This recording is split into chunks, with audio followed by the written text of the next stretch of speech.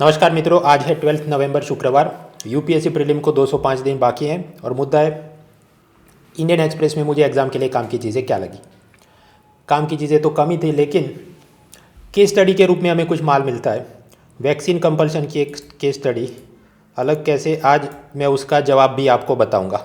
उसके अलावा कुछ और केस स्टडी जो आपने खुद सॉल्व करनी है। शेड्यूल कास्ट के लिए लैंड अलॉटमेंट, स्कीम में स्कैमस्टर, रेपिस्ट का कन्विक्शन, फिर कुछ ज्योग्राफी वगैरह करंट अफेयर्स न्यूज़ हैं, देखेंगे। Starting with page 1, vaccine compulsion. अब कुल मिलाकर बात ऐसी है कि अहमदाबाद में वापस कोरोना के मामले बढ़ रहे हैं, पहले से करीब 4 गुना बढ़ गए। तो अहमदाबाद म्यूनिसिपल कॉरपोरेशन ने नियम बनाया। वो नियम ऐसा है कि जिसने कोरोना का सेकंड डोज नहीं लिया है, you have taken first dose but you have not taken second dose, तो ऐसे सभी लोगों को बस सेवा, स्विमिंग पूल, जिम्नेशियम, लाइब्रेरी, जो सब म्यूनिसिपल कॉरपोरेशन ने अपने पैसों से बनाया है, वहाँ पर आपको एंट्री नहीं मिलेगी। और उसके लिए उन सभी जगहों पर सिक्योरिटी गार्ड खड़े किए जाएंगे। वो आपका चेक करेंगे, अच्छा पहला डोज लिया है कि नहीं, उसके बाद इतने 60 डेज 70 डेज जो भी, और आपने सेकंड डोज क्यों नहीं लिया है, तो you will not be allowed to enter in this public places. तो प्रश्न ये है, मान लीजिए कुछ नागरिक इसके खिलाफ मानव अधिकार आयोग, नेशनल ह्यूमन राइट्स कमीशन में शिकायत करें, this is violation of our human rights, these are public places, we are not allowed to enter. तो प्रश्न ये है कि आयोग के अध्यक्ष के रूप में आप इसे कैसे संबोधित करेंगे, how will you address this as chairman of the human right commission. देखिए, सामान्य रूप से केस स्टडी के जवाब में बताता नहीं, उसके 3 कारण हैं। पहला कारण है page views. Daily current affairs video सुबह सुबह जितना जल्दी डालो तो पेज व्यूज़ के हिसाब से ज़्यादा मिलते हैं, क्योंकि उसकी यूट्यूब पर लिस्टिंग इस तरह से रेकमेंडेड लिस्ट वगैरह में आ जाए। देरी से वीडियो डालो, अभी आज क्योंकि मैं जवाब बनाने बैठा तो 12 सवा 12 बज गए हैं जब मैं ये कर रहा हूँ। So now I upload it, उसका मैं टाइटल रखूँ डेली करंट अफेयर्स, तो व्यूज़ उसमें कम आएंगे। फिर मैं उसका टाइटल रखूँ अच्छा चलो एथिक्स, तो एथिक्स के तो वैसे भी कम आएंगे, क्योंकि उसका क्राउड कम हो जाता है, जो नॉन IAS एग्ज़ाम वाले शायद ना देखें। तो फिर पेज व्यूज़ कम तो एडवर्टाइजमेंट रेवेन्यू कम, उस हिसाब से फिर पैसा मुझे कम पड़ेगा, और विमल का एडवर्टाइजमेंट में कर नहीं सकता, so then it creates problem. खैर, दूसरी, अगर सभी लोग एक ही कोचिंग वाले का एक ही जवाब रट के लिखेंगे तो मार्क्स कम आएंगे। ऐसा बहुत साल पहले हुआ था। बहुत साल पहले यूपीएससी ने निबंध में ऐसा पूछा, समथिंग अबाउट डिसेंट्रलाइजेशन एंड पंचायती राज। जिन लोगों ने गुजराती में निबंध लिखा, बहुत बहुत बहुत कम मार्क आए उनके, जबकि सबने ठीक ठाक जवाब तो लिखा था। अब इस पर बहुत सारी कंस्पायरेसी थियरी है। एक कंस्पायरेसी थियरी जिस पे थोड़ा बहुत मुझे भी यकीन है, वो ऐसा कि एक ही एग्ज़ाम हॉल में सभी उन विद्यार्थियों का नंबर था और सभी ने एक ही कोचिंग टीचर के नोट्स पढ़े थे, और उसमें बुलेट बाय बुलेट रट के गए थे, और उसी सीक्वेंस में उन्होंने जवाब लिखा अपने दिमाग से, लेकिन almost identical answer written by everyone in the same exam hall. और फिर शायद इवेल्युएटर को लगा होगा ये तो मास कॉपी केस है, इसलिए सबको मार्क्स बहुत कम आए थे, और बहुत उसके जरिए इंटरव्यू कॉल नहीं आए, सिलेक्शन नहीं आए, बर्बाद हुआ अटैम्प्ट। इसलिए आपने क्या करना है, आपने अपने दिमाग से एथिक्स के पॉइंट होने चाहिए। मैं पूरा मॉडल आंसर रटवा दूँ, that is not actually helping you.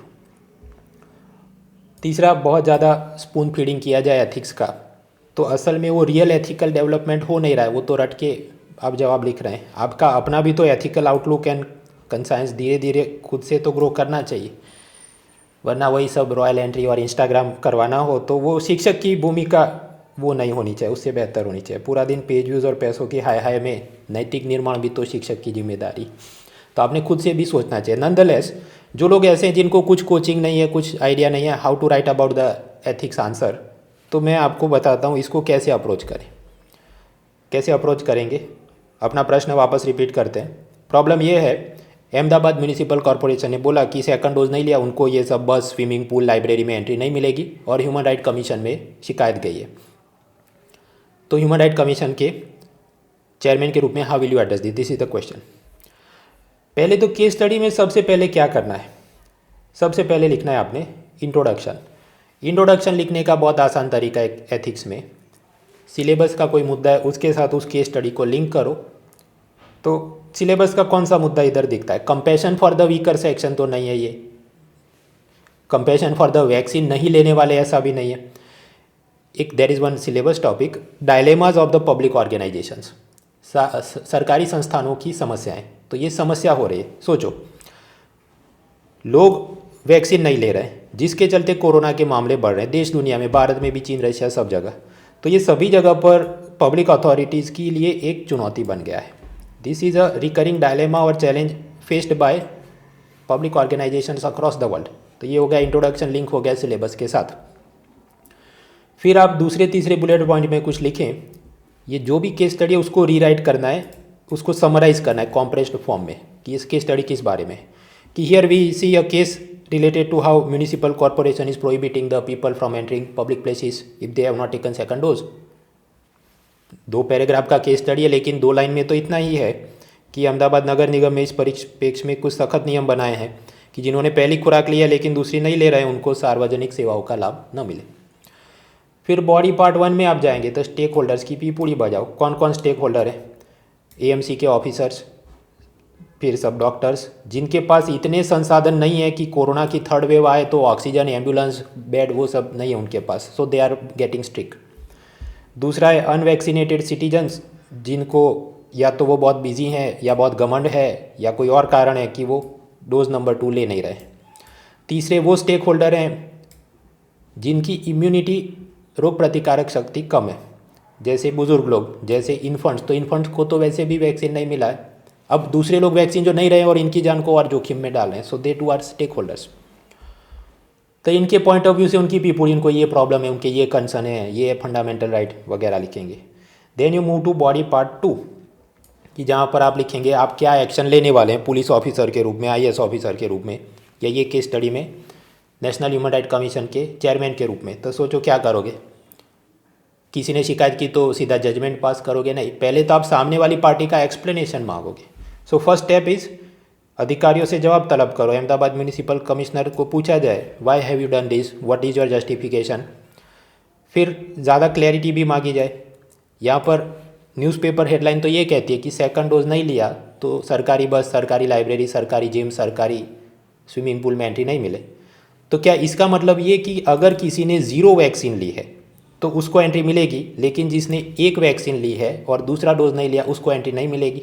क्योंकि अगर ऐसा है तो वो तार्किक नहीं, it is not rationally justifiable if 0 vaccine taker is allowed entry but second dose नहीं लिया तो फिर एंट्री ना मिले। So one needs to gain clarity. आगे क्या? जो लोग पहला डोज लिया है लेकिन सेकंड डोज नहीं ले पा रहे हैं, there could be practical problems. खासकर लोअर मिडिल क्लास के वर्किंग प्रोफेशनल, उनको दिक्कत क्या आती है? सैलरी कम होती है तो प्राइवेट हॉस्पिटल में वो पैसा देकर ले नहीं सकते वैक्सीन, और टाइम के जो ऑफिस घंटे हैं उसी वक्त सरकारी हॉस्पिटल में वैक्सीन के स्लॉट होते हैं, लेकिन वो आसानी से मिलते नहीं, कुछ बार रश होता है और उसी टाइम पर उसने भी तो ऑफिस जाना है, वो देरी से जाए 11-12 बजे तो उसकी सैलरी कट हो जाए। तो ज़रूरत क्या होगी? मॉर्निंग, नाइट टाइम, हॉलीडे में भी ऐसे कैंप हैं कि नहीं, ये आप चेक करवाएं। अगर हैं और फिर भी ये लोग नहीं ले रहे तो फिर कुछ सोच सकते हैं कि इनकी गलती है सिटीजन की। उसी तरह आप सोचिए, अगर कोई स्टूडेंट कॉम्पिटिटिव एग्जाम देने के लिए जा रहा है, जॉब इंटरव्यू के लिए जा रहा है, और उसे बस में एंट्री ना दी जाए कि तुमने सेकंड डोज नहीं लिया, तो फिर उसके तो कैरियर बर्बाद हो जाए। तो in that case it is wrong, it is too much strictness, that is not good. फिर कुछ ये भी प्रॉब्लम है कि आर्मी और पुलिस की रिक्रूटमेंट चले, वहाँ पर दौड़ने की टेस्ट देनी होती है। कई बार ये होता है वैक्सीन डोज लेने के बाद आपको रिएक्शन आए, बुखार आ जाए और आप फिर दूसरे दिन दौड़ ना पाएँ, सो देन सच स्टूडेंट में ऑल्सो भी हेजिटेंट, तो उनका भी तो ख्याल रखना है। फिर एक और मुद्दा सोचने लायक यह है कि सिक्योरिटी गार्ड अगर बस स्टेशन, जू, स्विमिंग पूल पर बिठाए जा रहे हैं कि वो चेक करेंगे सेकंड डोज का सर्टिफिकेट दिखाओ, तो इतनी मेहनत हो रही है तो क्यों ना वहाँ पर कुछ डॉक्टर और नर्स को भी खड़ा कर दिया जाए इंजेक्शन ठोकने के लिए, तो काम हो गया, सेकंड डोज भी वहीं के वहीं मिल जाए। क्या ऐसी व्यवस्था है कि नहीं? जहाँ तक स्विमिंग पूल की बात है, वहाँ एंट्री नहीं दी जाएगी, तो मेरे हिसाब से दैट इज़ करेक्ट। क्योंकि समझिए कोई मास्क भी पहन के स्विमिंग करे तो भी मुंह से पानी छू के बाकी लोगों को इन्फेक्ट कर ही सकता है। So a person not taken vaccine then definitely he must be prohibited from entering in the swimming pool, चाहे कितना फंडामेंटल राइट क्यों ना हो उसका वायलेट। फिर एक और भी मसला ये देखना है कि यहाँ बात यह है कि जिसने फर्स्ट डोज लिया है, सेकंड डोज के लिए एलिजिबल है, जो भी 60-70 डेज हो गए, फिर भी वो नहीं ले रहा है, तो वो उसकी भी तो गलती है, क्योंकि जो पहला डोज ले लिया तो अब आप ये नहीं कह सकते कि मुझे कोई एथिकल या रिलीजियस या साइंटिफिक ऑपोजिशन है इसलिए मैं सेकंड डोज नहीं लूँगा। तो तुमको पहली बार क्यों सपना आया था तो ले लिया था। और भी चीज़ें वो ऐसी चीज़ है कि आप जितना ज़्यादा सोचेंगे you will be able to think and reflect for more points. And lastly conclusion, ये सब देखते हुए कि as a NHRC chief I will try to address the above concerns to ensure that on one hand we have to protect the lives, जान माल की सुरक्षा करनी है, लाइवलीहुड सबके रोज़गार की भी सुरक्षा करनी है, at the same time while protecting the rights of the citizens. तो वो सब के बीच समन्वय साधा जाए, ऐसा उस पर जजमेंट डिसीजन पास किया जाए। फिर एक और case study. So this was answer for one. अब बाकी सब केस स्टडी के मैं ऐसे जवाब बनाने नहीं बैठूंगा, वरना ये वीडियो 5 बजे अपलोड हो जाए तो फिर आप खुद से भी इसके बाकी के जवाब अब सोचिए। हाँ, तो दूसरी केस स्टडी है राइट टू डिस्प्ले फूड। ये भी ऐसा है, अहमदाबाद राजकोट में कुछ म्यूनिसिपल कॉरपोरेटर्स, नगर पालिका के पार्षद ऐसी मांग कर रहे हैं कि मांसाहारी खाद्य पदार्थ, ये अंडा मांस, ये सब ऐसी दुकानों पर उसे टांगा जाता है तो सड़क से जो हिंदू और जैन समुदाय के लोग गुजरते हैं वो इसे देखते हैं तो उनकी धार्मिक भावनाएं आहत होती है। Their religious sentiments get hurt when they are passing by on the road and they see this eggs and meat displayed in such non veg shops. इसलिए ऐसा नियम बनाया जाए कि वो सब टांग के रास्ते पर दिखना नहीं चाहिए, उसको अंदर रखो फ्रिज में और बाहर कुछ भी मत दिखाओ, otherwise it hurts our religious sentiments. और सामने नॉनवेज शॉप वाले बोल रहे हैं नहीं, this is our right to business, हम अगर ऐसा डिस्प्ले नहीं करेंगे एग और मीट तो ग्राहक आएगा कैसे। So now the question is this, municipal commissioner यानी IAS ऑफिसर के रूप में आप इसे कैसे संबोधित करेंगे। आगे बढ़ते हैं तो पॉलिटी की एक न्यूज़ चल रही है, रिमोट वोटिंग। देखिए, एक तो होता है पोस्टल बैलेट कि ये police, army, Indian foreign service के ऑफिसर जो अपने वोटिंग कंस्टिट्यूएंसी से दूर पोस्टिंग है, पोस्टल बैलेट से वो अपना मत दे सकते हैं। लेकिन कई सारे माइग्रेंट वर्कर्स, प्रवासी मजदूर जो असल में रजिस्टर्ड वोटर कहीं और है और वो अभी नौकरी के लिए कहीं और आए हैं, they also want to give votes. तो उसके लिए कुछ सुविधा वो रिमोट वोटिंग की, मतलब यहाँ सपोज मुंबई में एक ऐसा EVM मशीन हो जहाँ पर वो बटन दबाए और उसका वोट दर्ज हो जाए उत्तर प्रदेश में, ऐसी सुविधा के बारे में चीफ इलेक्शन कमिश्नर ने कहा 2024 वाले इलेक्शन तक हम करेंगे, this will be known as remote voting.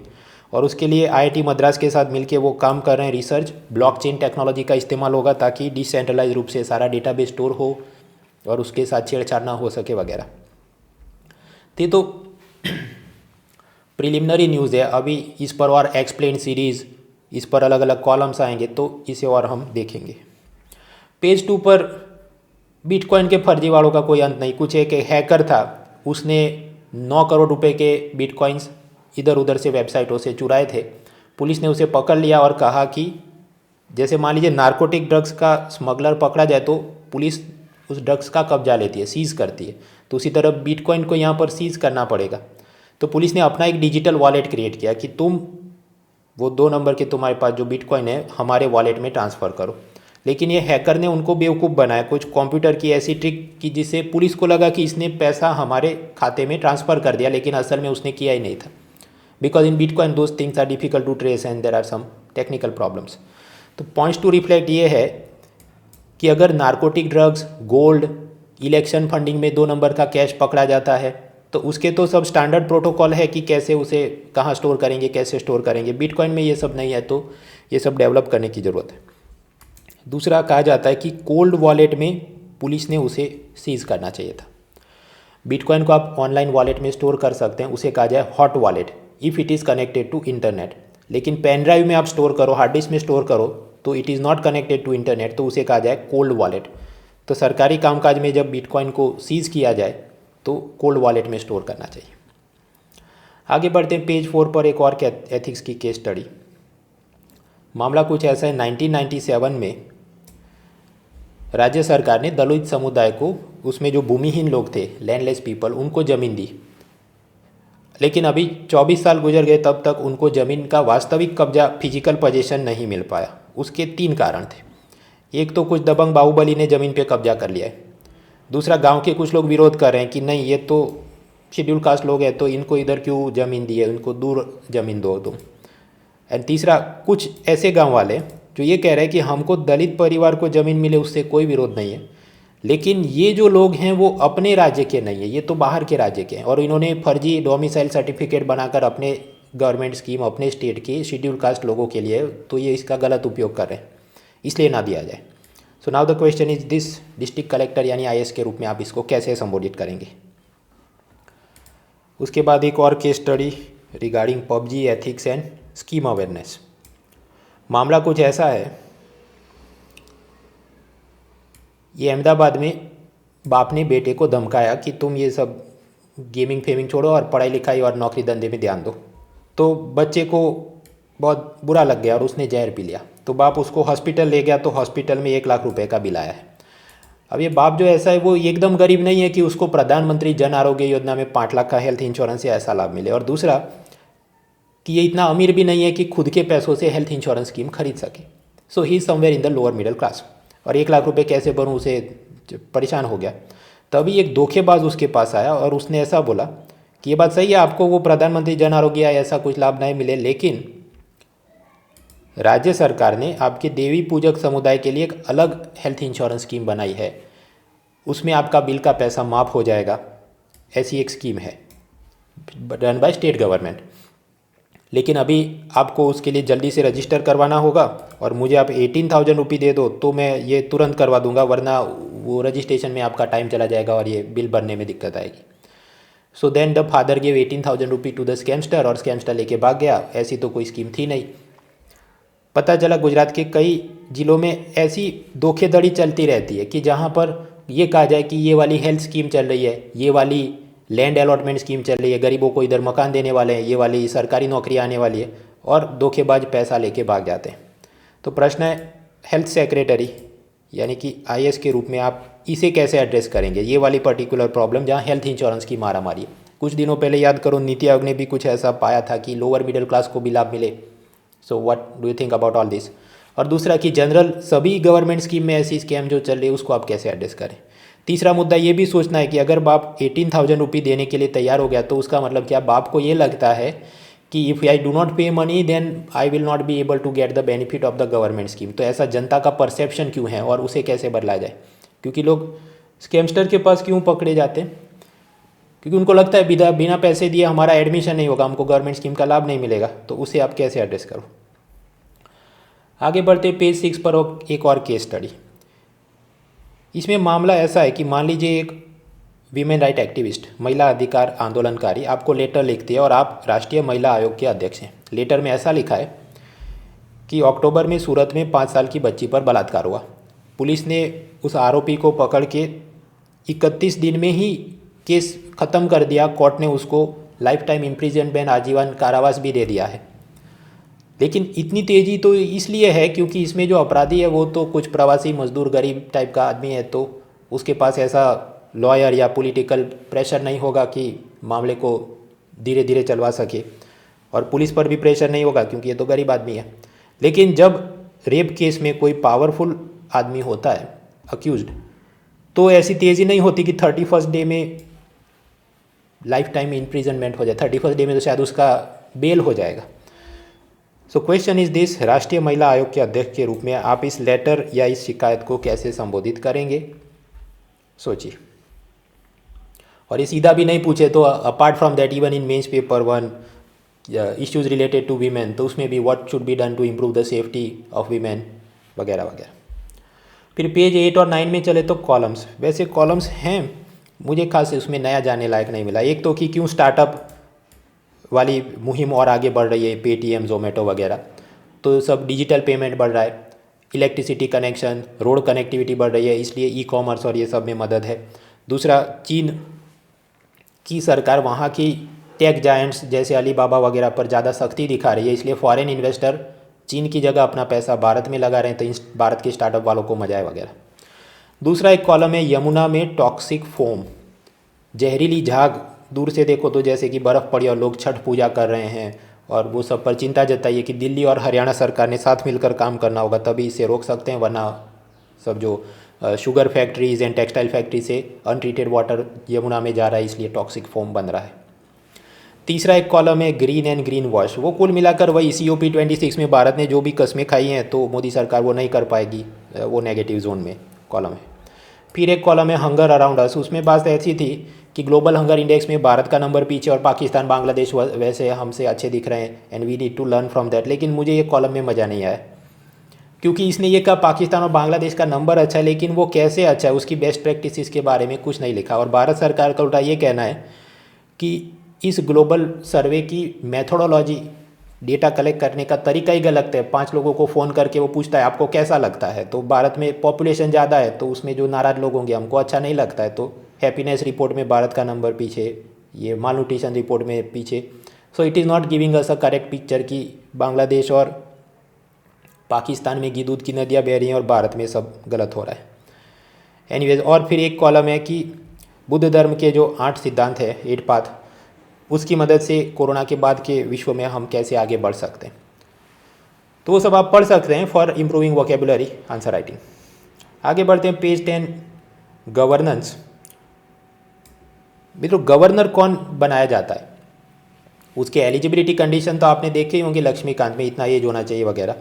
कुछ और भी इनफॉर्मली ख्याल रखा जाता है, ऐसा आदमी जो अब एक्टिव पॉलिटिक्स में नहीं है, ऐसा व्यक्ति की जो अपने राज्य में नहीं उससे दूर वाले राज्य में, फॉर एग्जांपल में भी आनंदीबेन पटेल जो उत्तर प्रदेश के गवर्नर हैं, तो असल में she was from Gujarat chief minister, फिर एक्टिव पॉलिटिक्स में कमी आई तो अब उधर भेजा एंड लाइक दैट। तो अब ऐसे केस में आप पाएंगे कि क्योंकि वो गवर्नर राज्यपाल दूसरे राज्य में, लेकिन उसकी फैमिली और सब तामझाम होगा तो बार बार वो अपने राज्य में आते जाते रहते हैं।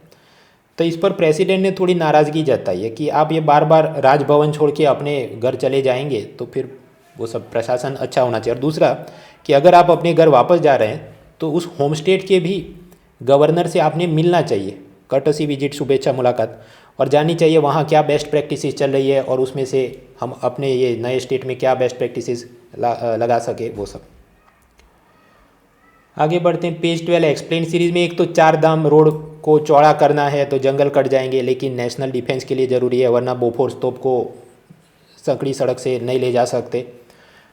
इसने लंबी चौड़ी 5000 वर्ड की एक्सप्लेन सीरीज़ बनाई, हम पढ़ने नहीं बैठेंगे। सुप्रीम कोर्ट का अभी जजमेंट आने ही वाला है तो उनको बोलने दो, फिर देखेंगे। फिर एक एक्सप्लेन सीरीज ज्योग्राफी के बारे में।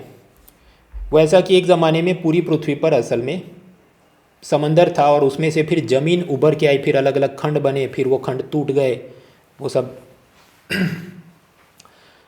11-12 की NCERT से देख लेना। अब उसमें नई स्टडी ऐसी कहती है कि सब समंदर में से पहली बार जो ज़मीन उभर के आई तो वो कहाँ से उभर के आई, तो जवाब है झारखंड के सिंहभूम रीजन से, क्योंकि ये साइंटिस्ट ने अलग अलग जगह की जो ज़मीन है, सैंडस्टोन है, उसका एनालिसिस किया कि कौन सी ज़मीन कितनी पुरानी है या हवा के कितने एक्सपोजर में आई थी कितने साल पहले, तो झारखंड सिंहभूम की ज़मीन सबसे पुरानी है।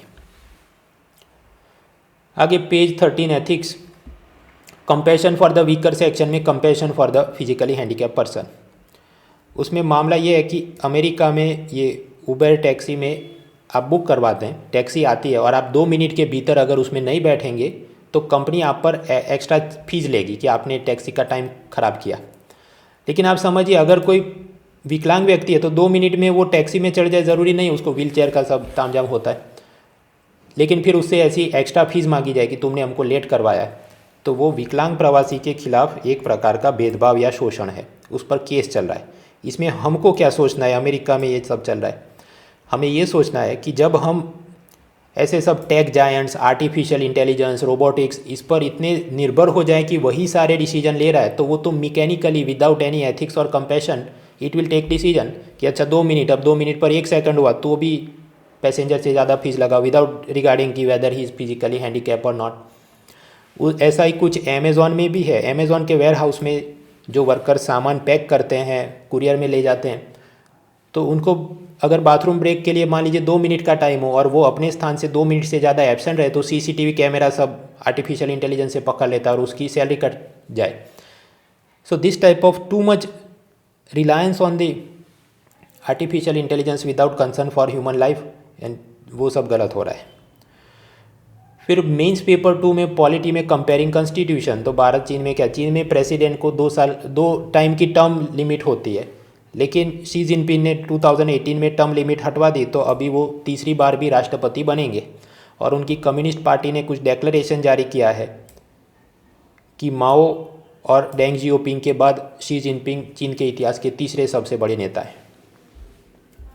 फिर पर्सन इन न्यूज़ में एक डेथ, नोबेल प्राइज़ विजेता जिन्हें नेल्सन मंडेला के साथ नोबेल मिला था, FW de Klerk. Page 14 economy में कुछ खास काम का नहीं, शेयर बाजार की उथल पुथल, वो सब कॉमन सेंस के मामले, अमेरिका में ये हो रहा है वगैरह। नया जानने लायक तो ये कि EGCA नाम का ऑनलाइन प्लेटफॉर्म बनाया गया है सिविल एविएशन मिनिस्ट्री के नीचे, directorate general of civil aviation द्वारा। आपको प्लेन का पायलट बनना है, उसका सब लाइसेंसिंग, फिर उसकी मेडिकल चेकअप के लिए जाना है, उसका शेड्यूल, स्लॉट बुकिंग वगैरह के लिए।